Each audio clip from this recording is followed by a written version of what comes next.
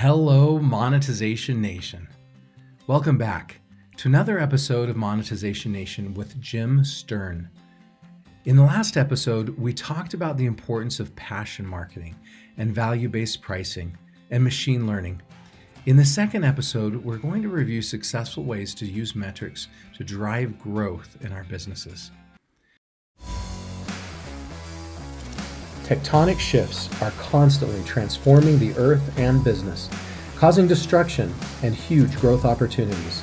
I'm Nathan William, the host of Monetization Nation, where we learn how to leverage business tectonic shifts to transform monetization. Why does the entrepreneur really need digital analytics? You're going to spend money on marketing. Is it working? You need metrics to find out if it works. It is that simple. Whether you're measuring your magazine ads or your television ads or your radio ads or your banner ads or your email marketing or your media, you're going to spend resources making it happen. You need to know if it's working. Yeah. What are the most important metrics for a company to measure to know whether things are working? So that there's the long-term answer and the how do you get there question. The long-term answer is customer lifetime value. So I am selling these widgets to these people. Is this a profitable widget? Well, in some cases, yes, in some cases, no. Should I change it so it's more profitable? Should I charge more money for it or make it out of cheaper materials? This service, am I overselling myself and I end up spending too many hours delivering? Or am I getting, do I have good margins on that? And Right. what about to these people? One of the 2Y, 3X questions is, which are your profitable customers? It's like, well, how do I know? Well, you need to put a process together to figure out which of your customers are profitable. And then guess what? Some percent of them are not. They take up too much customer service time. They send too many returns. They cause too much trouble. They end up being not profitable. Guess what? Fire them. Oh, I can't do that. They're our best customer. No, they're not. Well, they're our biggest customer. Even worse, you're losing more money on your biggest customer. Them to be your customer. It's not worth it. Guess what? You should take those customers and force them on your competition. Let them pay for them. Yeah. So selling these things to these people, is it a profitable relationship? So customer lifetime value is the end. Getting there is tough. And then you break all the way to the absolute current moment of I'm about to send out 10,000 emails and I'm going to spend some money to do that to make sure it's proper and that they are received and not blocked by spam and that they meet all of the governmental requirements and they're formatted beautifully and I've got a good landing page. How do I measure whether or not it's working? So just measuring the tactical opens, click-throughs, landing page, engagement, and of course, sales. Did they buy anything? Yeah. So in the growth hacking world, they talk a lot about your North Star metric, where you pick one metric and you make all your decisions based on that metric. Before that, you heard a lot of people talking about their KPIs or their key performance indicators. I remember when I did a lot of work for Azul Airlines, a new airline that started. It was started by David Neeleman, who started JetBlue, and then I helped him start this Brazilian airline. And it was so cool because he was very good at KPIs. He was very good at staying focused on these. And they had two KPIs. One was the cost per seat flown, and one was the revenue per seat flown. And so they had two KPIs and they made their decisions based on those two metrics. And it was really cool because like I remember when I worked for them, I would travel back and forth from Brazil and spend about half of my time down there in Campinas and in Alphaville. And the front of their building was purple. The name of their company was blue. Azul means blue, and their building was purple. But the color of their building did not affect either of those KPIs. And so they kept the front of their building purple. And as another example, they were trying to decide what material to use on their seats, right? And you could have spent a lot more money, spent a lot less money. And they said, okay, how does this decision affect our KPIs? Well, if we do nice premium leather seats, it's going to help us sell for more money per seat flown, but it does not affect our cost per seat flown because it's a one-time cost. So they went with the premium leather seats, right? Or as another example, they were trying to decide, should we put entertainment in the flight, right? And they realized, that increases our revenue that we can charge per seat flown, and it only marginally increases the cost per seat flown. So we put premium entertainment in our seats. So it really shaped so many different decisions that they made as an organization because they clearly identified those two KPIs and disciplined themselves to really make decisions around those two KPIs. Can you talk to me a little bit about why KPIs are so important and maybe some examples that you've seen, an example you've seen of a company that's used KPIs really well or North Star metrics really well? So my North Star net metric, without knowing any business, is customer lifetime value. Okay, so it has to do with what's the cost of the product and how much are we charging for it, and are we attracting people who are coming back? Because everybody knows it's easier to sell to somebody you are than go out and find a new person. Yep. When correct KPIs, they are absolutely crucial to having everybody in the company be aligned to doing the right stuff and make decisions on their own. The glory of a good KPI is that it pushes down to the front line.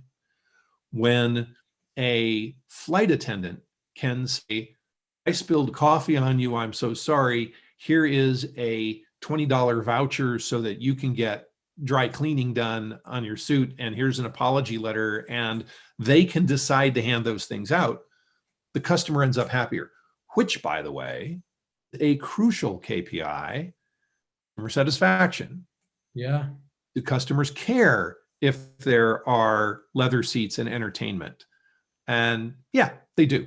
Yeah, but you need to measure that because over time it changes. Because today, customers don't care if there's an entertainment because everybody has their own phone, iPad. They carry their own entertainment with them. So it doesn't matter anymore. So it's not, we are going to have premier entertainment as the KPI. It's how does it impact our customers and cost per seat and profit per seat, but customer satisfaction, which changes. So having good KPIs means that you are flexible and you can change over time. That's right. The worst KPIs are when there are too many of them. I mean, just it's overwhelming. We want to measure everything. No, you don't. You have performance indicators, but they are not key performance indicators. They help you move. If we have more opens and better landing page and faster customer service response, that will feed into customer satisfaction better. We will better customer experience, and that's terrific. If that, and that's our KPI, not all the little nits that can create conflict in an organization. My KPI is to get more people to open the emails. And eventually I learned that the best way to get people to open emails is to have a subject line that says, we have your children. If you ever want to see them again, click here. That's not going to help the business. But my KPI, oh yeah, I hit my numbers. They opened all the emails. I'm a winner. So you've got to truly align your metrics with your highest priorities as an organization, so they can't be gamed. So I'm looking at gross profit. I mean, I want to have revenue as high as I can get, but I want my margins to be as high as possible so that gross profit is there. That is a key performance indicator. Customer satisfaction is a key performance indicator. Guess what? Employee satisfaction matters immensely, because if people come into a company and they have to be there for their paycheck and they grudgingly do the work, guess what? Customer satisfaction is going to go to hell in a handbasket. Yep. So are my customers happy? Are my employees happy? Am I making money? That's it, really. Yeah. There are three. Well, okay, there's four. Make more, spend less, right? Everybody wants to make more money.